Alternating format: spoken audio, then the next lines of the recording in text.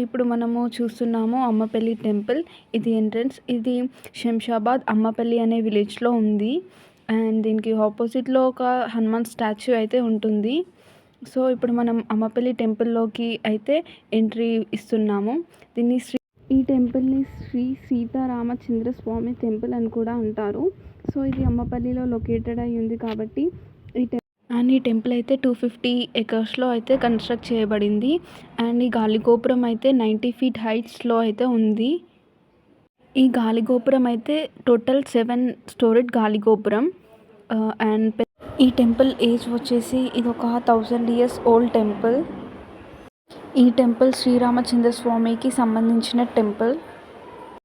So, ఈ టెంపుల్‌లో అయితే మనము సీత, రాముడిని ఇంకా లక్ష్మణ్‌ని అయితే మనం దర్శించుకోవచ్చు. ఇది టెంపుల్ ఇన్సైడ్ గాలిగోపురం వ్యూ.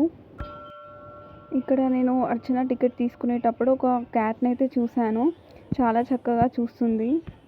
ఈ టెంపుల్ డిజైన్ ఇంకా ఆర్కిటెక్చర్ అనేది హిందూ, ముస్లిం ఆర్కిటెక్చర్‌తో అయితే కన్‌స్ట్రక్ట్ చేశారు.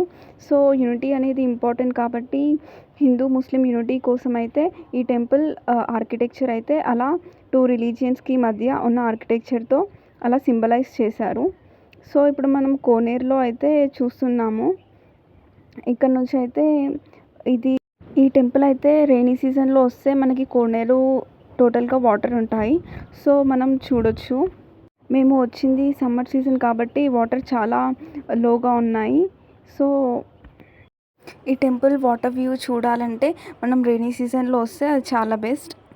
ఈ టెంపుల్ హిందూ ఇంకా ముస్లిం ఆర్కిటెక్చర్‌తో కన్‌స్ట్రక్ట్ చేశారు కాబట్టి ఇప్పుడు మనం చూసే వైపు అయితే ఇదంతా హిందూ ఆర్కిటెక్చర్. ఇక్కడ కోకోనట్ ట్రీస్‌తో అయితే చాలా అట్రాక్షన్ అయితే వచ్చింది. ఇప్పుడు మనం టాప్ వ్యూలో నుంచి అయితే ఫుల్ 360 డిగ్రీస్ వ్యూ అయితే చూస్తున్నాము. ఇది మనం పైకొచ్చాము ఇప్పుడు.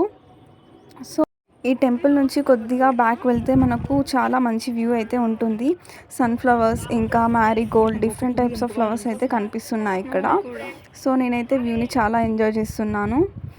ఇవన్నీ ఇక్కడ నుంచి మనం స్ట్రెయిట్‌గా చూస్తే మనకు అక్కడ చిన్నగా గోపురం అయితే కనిపిస్తుంది. ఇంకా ఇక్కడైతే మనం చాలా మంచి ఫొటోస్, క్లిక్స్ అయితే తీసుకోవచ్చు.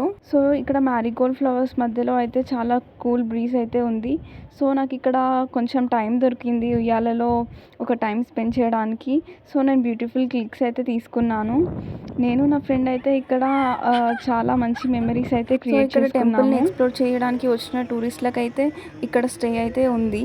సో, మనం ఇక్కడ ఇలాంటి స్టే